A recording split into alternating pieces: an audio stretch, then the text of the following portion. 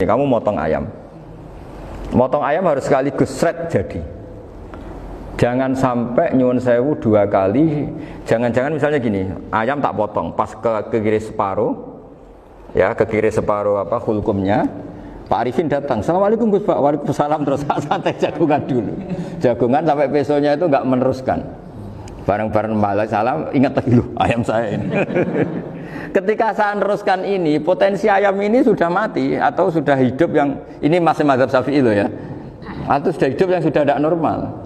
Artinya apa? Penyembelian kedua yang mengeksekusi tadi sebenarnya mengeksekusi barang mati.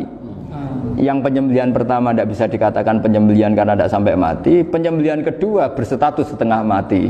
Nah, kalau seperti itu maka haram.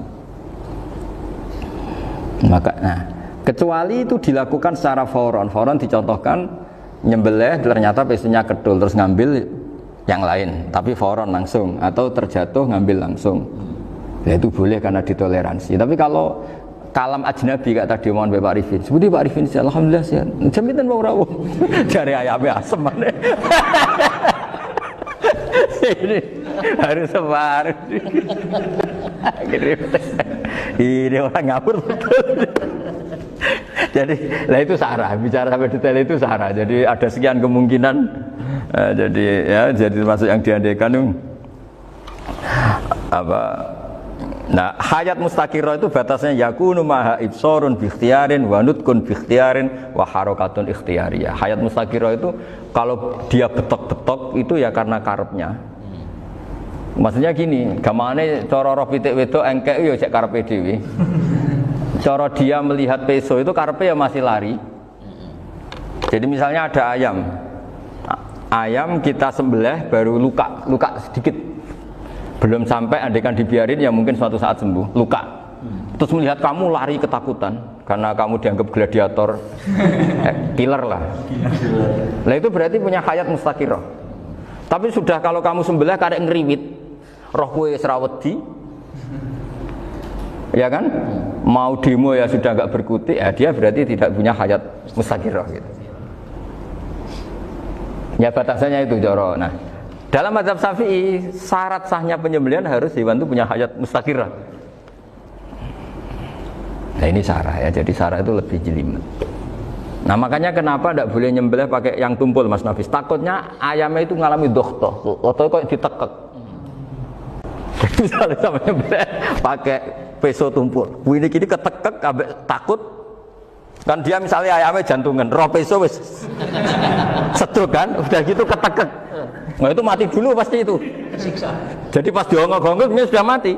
Jadi nanti kalau di akhirat, sepertinya saya sudah mati loh, ngawur. Wah apalagi nganggo keris naga sosro, wah itu sudah gereng sakti kan, diginikin tok sudah mati kan.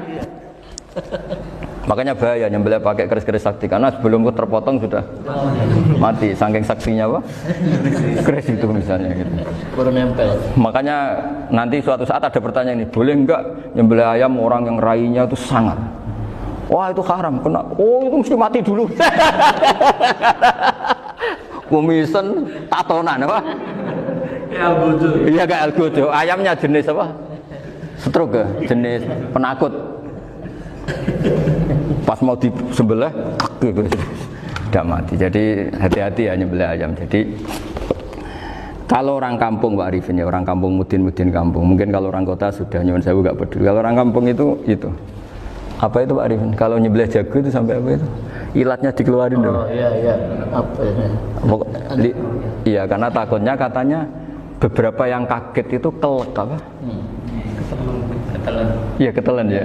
Ya itu ya ada kearifan gitu, tapi ya terlalu ya menyiksa ayam. Tapi memang potensi katanya Pak Arif. Katanya yang ahli-ahli itu ya. Jadi kalau dia jago ya mau disembelih, saking takutnya itu. Kalau orang Jawa kalau takut kan yang ngelek idu ya. Itu orang Jawa loh ya. Itu kalau orang takut kan kadang apa kayak. Nah ayam itu nak ketakut. Kadang ininya terus apa? Lidahnya masuk. Akhirnya pas disembelih ini enggak kena. Nah, makanya terus banyak mudin yang punya ikhtiar tadi. Pernah lihat Bapak yang ayam jago itu? Ilatnya dikeluarin.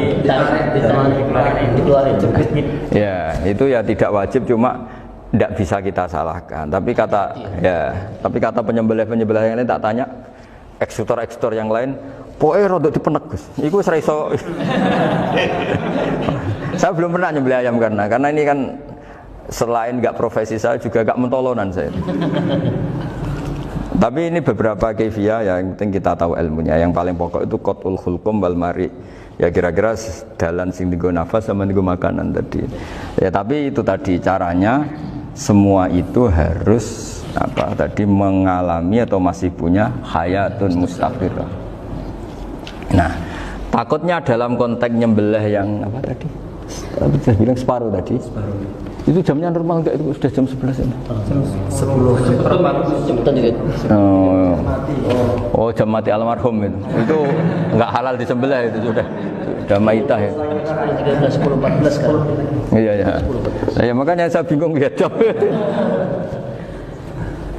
Ya jadi itu Pak Wafa ya, pentingnya sarah itu seperti itu. Matan itu kan asal nyembelih saja, tapi di sarah diterangkan jangan hanya nyembelih, yang disembelih harus ada hayatun mustaqirah, karena dikatakan penyembelihan adalah menghilangkan nyawa dengan cara yang syar'i. Nah, kalau nyawanya saja sudah hilang bukan nyembelih gitu.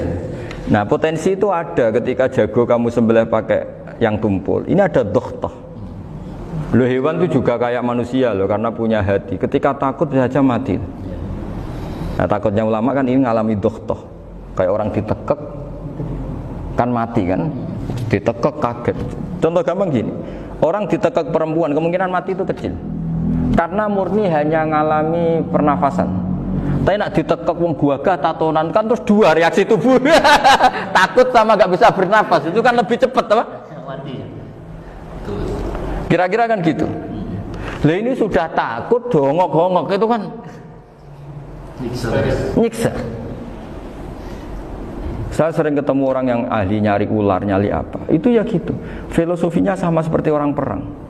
Harus bikin takut. Iku kewan Gus nak disewentak, iku telelekan, jadi telelekan iku apa Pak Anda bicara bahasa Batawi ini itu. Orang kaget terus terpaku itu. Teorinya Khalid bin Walid kan gitu. Kalau perang supaya musuh takut.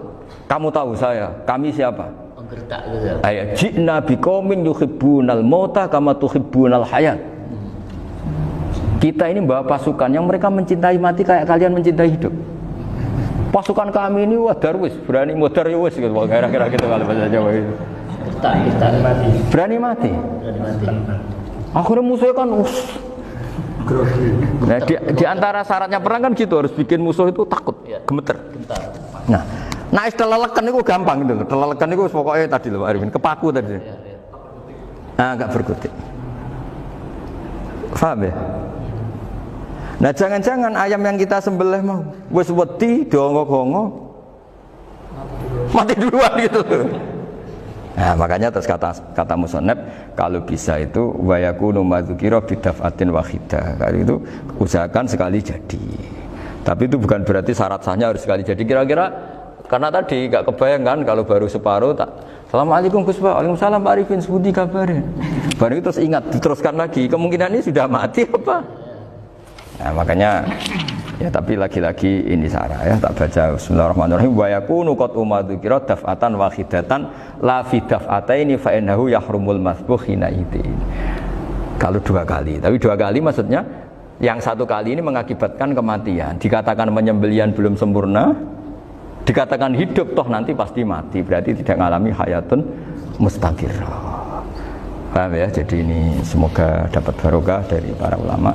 Jadi saya mohon nanti Pak Wafa, Pak Muntaha, teman-teman jangan hanya baca matan ya, pada level alim itu harus baca syarah, karena matan itu nyuwun sewu tidak cukup untuk menjawab sekian kemungkinan. Nah syarah itu sono fardul masalah ya Pak Arifin ya, mengandaikan masalah meskipun belum terjadi ya pengandaian, sehingga nanti kalau terjadi kalau militer itu apa? A, B ya? Alternatif gimana? Kalau strategi itu kan ada sekian A, B, C. Kalau A gagal B sudah siap. Oh militer. Jadi kalau masuk surga pintu satu gak bisa itu kedua lewat teras justru ini sembrono. Pergi Al-Fatihah. Bismillahirrahmanirrahim. Bismillahirrahmanirrahim. siratal mustaqim siratal ladzina an'amta 'alaihim ghairil maghdubi 'alaihim waladdallin. Pun guys, cukup baru